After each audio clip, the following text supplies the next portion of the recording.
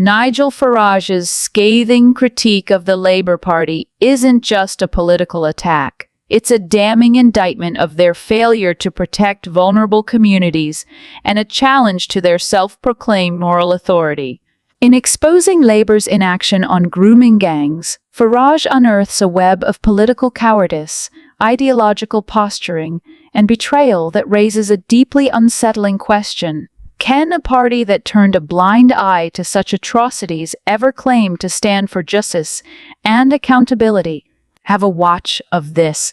But how on earth can we look up at the screens and see children's well-being and debate and vote on that when out there in the country our constituents are talking, well, we used to call it grooming gangs. I think we've moved on now to mass and gang rapes. I will give way. Thank you. I really sincerely thank the member for giving way. But does he accept that there are measures in this bill that will protect children based on what we already know? That it will help children, stop them being abused and make it harder for groomers to get access to them across this country? And that's what we all want to do, isn't it? I hope he agrees with me. No, I don't. And whatever measures are in this bill to protect children, and we all want to see children protected for goodness sake, no, it will not. And here's the thing. The Prime Minister is doing his best to tell us there's been an inquiry, the J inquiry. Well, there has, and it's 459 pages long. Grooming gangs are not mentioned once. Rotherham is literally mentioned once in passing. What we need and what we're calling for is a rifle shot inquiry, one that looks specifically at to what extent were gangs of Pakistani men raping young white girls. Because ultimately, it seems to me there's a deep racist element behind what happened. Now, I might be right, I might be wrong, but doesn't the country deserve a full, open national inquiry? And I'll say this, if the government won't do this, and I do believe there is now overwhelming support on all sides of the political spectrum for this, and Parliament should not be in denial about this. If it doesn't, then we will raise the money at Reform UK and appoint independent arbiters, because we need the truth to be out there. Nigel Farage's critique of the Labour Party is not just an attack. It's an unmasking of their abject failure to protect the most vulnerable in society, while simultaneously betraying the very communities they claim to represent. Labour's historical dominance in towns like Rotherham and Rochdale places the responsibility for these grooming gang scandals squarely at their feet. Farage's rhetoric exposes how Labour, blinded by its obsession with political correctness and identity politics, allowed systemic abuse to fester under its watch. These were no isolated incidents. These were patterns of abuse that flourished while Labour controlled councils, social services, and police forces turned a blind eye out of fear of being labeled racist. In their cowardice, they failed the young, working-class girls they were elected to serve and protect. Farage's assertion that Labour politicians prioritized their electoral calculations over the safety of their constituents cuts to the core of their hypocrisy. For years, they boasted about standing for the working class, yet in practice, they abandoned these very communities, leaving them to face the horrifying consequences of their inaction.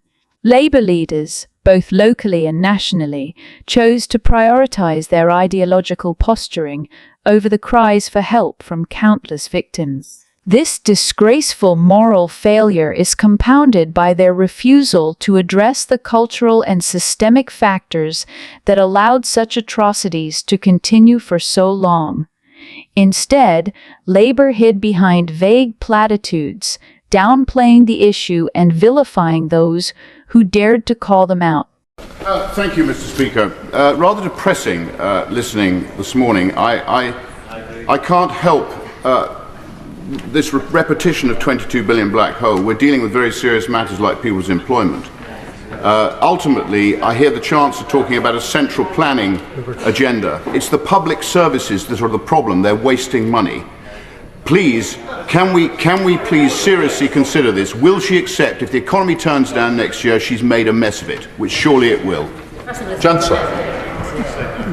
The reason we are raising the £22 billion is because that is the black hole inheritance that this government are now having to address. We've published a line-by-line account of that £22 billion that the previous government left. We are now growing the economy through our National Wealth Fund, our planning reform, our pensions reform, as well as reforming our public services so that we can deliver for the people we came in here to represent.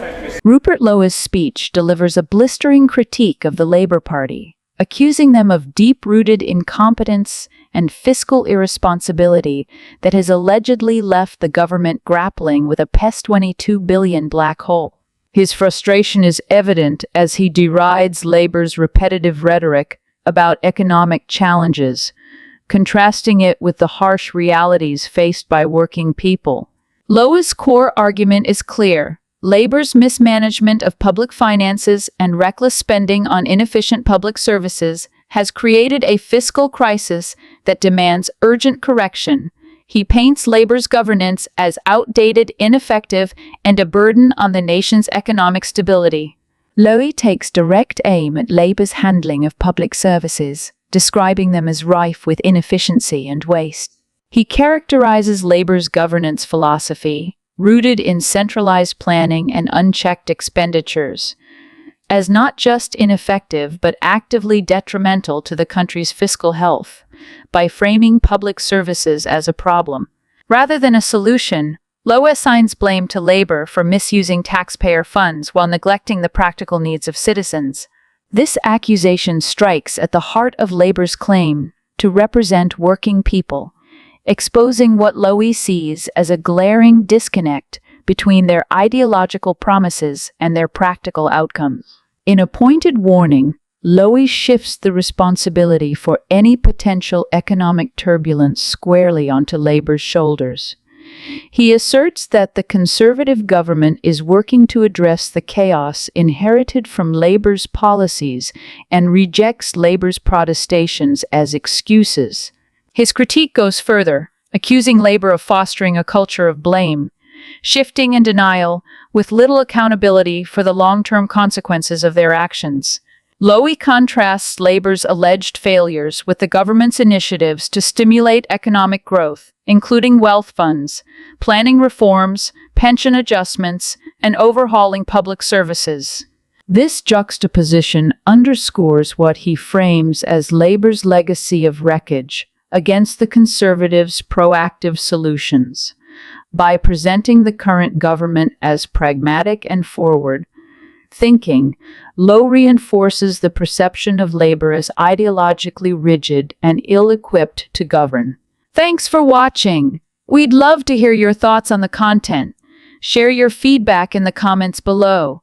Don't forget to like and subscribe to stay updated with our latest videos. Also, join our free Telegram group link in the description for uncensored discussions on important issues.